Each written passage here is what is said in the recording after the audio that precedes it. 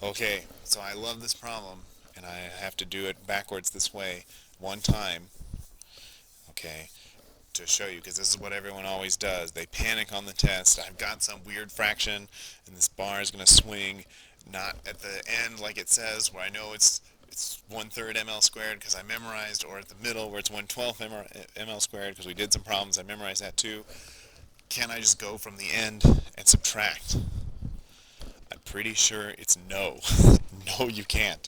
It's parallel axis theorem out from the center, not from the end. So the correct solution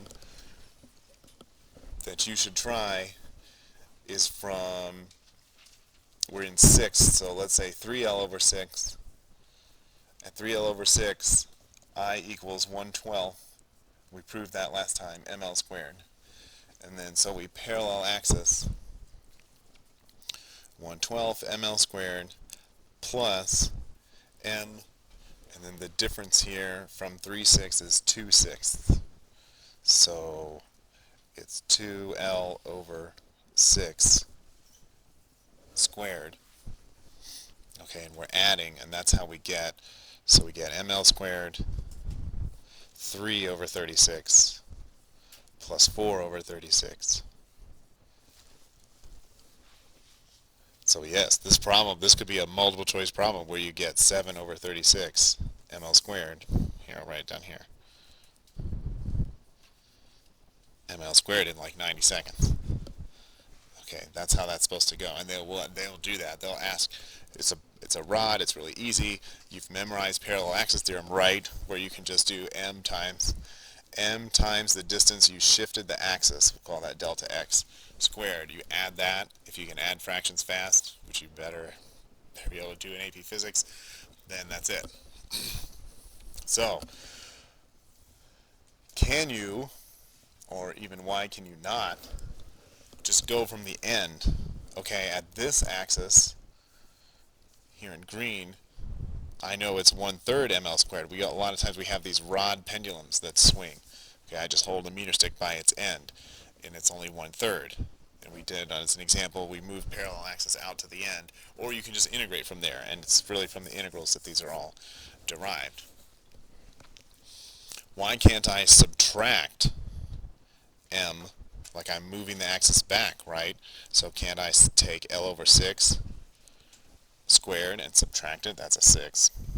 It's supposed to be, right? But that makes logical sense, sort of. I'm adding. If I'm moving towards the center, I should subtract rotational inertia. And that's what parallel axis theorem is. If I'm the center will have the center of the object, the center of mass will have the absolute minimum rotational inertia. We must accept it. Otherwise, we have a zillion calculus problems to do and prove it. That's what Isaac Newton did in his free time. No life at all. Okay, that's what he did in his pandemic. He just did calculus problems all day. Uh, anyway, and now he's famous and dead. Not of the plague, though.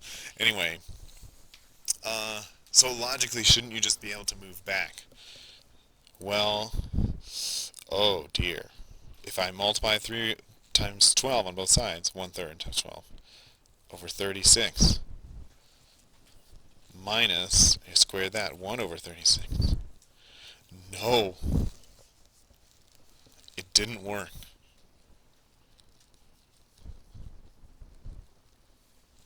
Okay, I get 11 over 36. Did I do something wrong?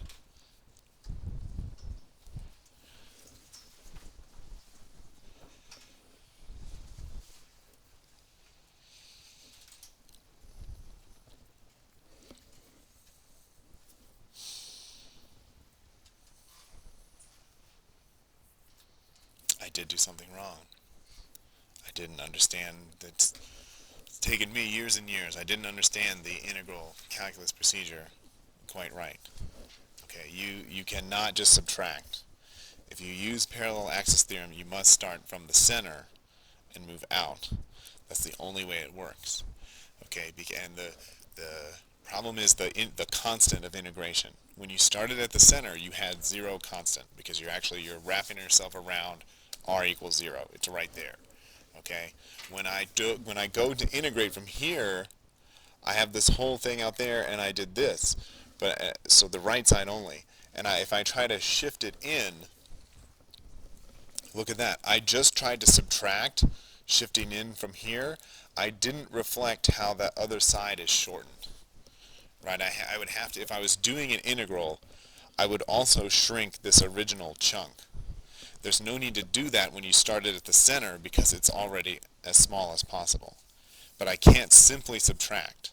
If you want to go from the outside edge or from some other known axis that's not the center of mass in, you just have to redo the integral. Okay, I could, you want me to do it? You're that bored? I could integrate from L is minus 6, so minus L over 6 to plus 5L over 6 with uniform mass M and length L. I could do the integral again, and it would work. Want to see? But you can just use, yeah? You can just use parallel axis theorem from the center. Okay, but never, there's not a parallel subtraction axis theorem. That doesn't work. Okay? So remember on the test, that doesn't work. You have to start at the center, the minimum rotational inertia, and move out. Because it's not, if you parallel axis from the edge, it's not a simple subtraction. Okay. Any questions? You just like to see teachers punishing themselves with calculus? Okay. I can do it. We're going minus L over 5, L over 6, to plus 5L over 6, and dm is just m over L dx, and then I have, whoops, I have an x squared that I put in there, dx. That, I don't know if that's a, they wouldn't ask, that's, I don't know what questions they would ask about it, the procedure for doing the integral. Maybe they would ask something silly like, what's your limits? What would your limits be? What would your dm be for a multiple choice question? But they would absolutely ask that for like a 3-pointer part of a free response question. Set up the integral, and that implies the correct limits, and calculate it. Okay, well, the m over L sticks out front. It's just x cubed over 3. That's really easy. And then I just have to subtract fractions. I have to go from minus L over 6 to 5 L over 6. Oh, let's zoom in and move up. Come on. Zoom in a lot. And extend my page. This needs like voice recognition. Okay.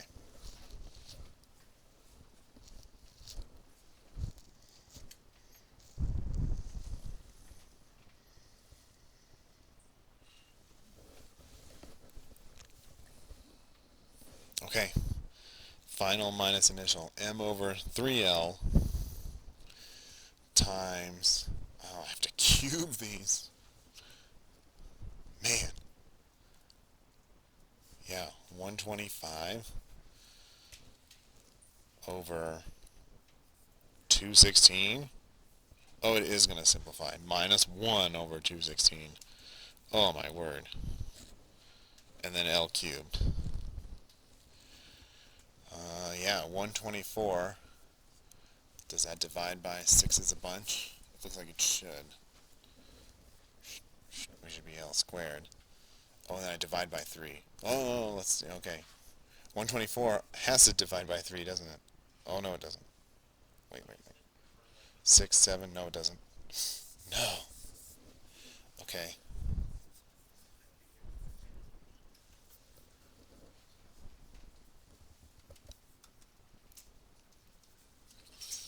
I've got all 6s, and this is, okay. I gotta factor 124. It's 62 times 2, so then it's 31 times, oh my goodness. Did I do that wrong? It's incredibly suspicious.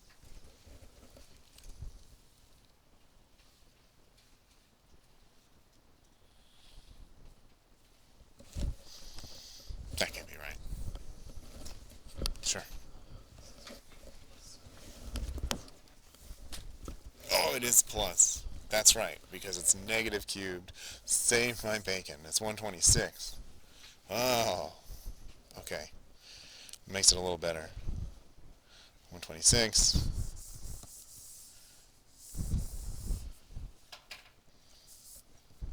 That does divide by 3. Oh, good.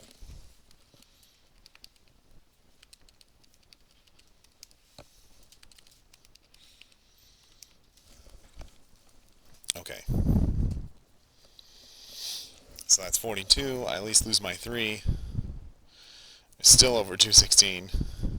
But 42 is 6 times 7. Oh, and I know I have a 7. Oh, 36. Okay. So it's 7 over 36 ml squared. Woof. So I made a bunch of mistakes, and that was obvious. So it's pretty obviously harder than just doing the parallel axis theorem. But you have to remember to start from the center. Okay. Any questions?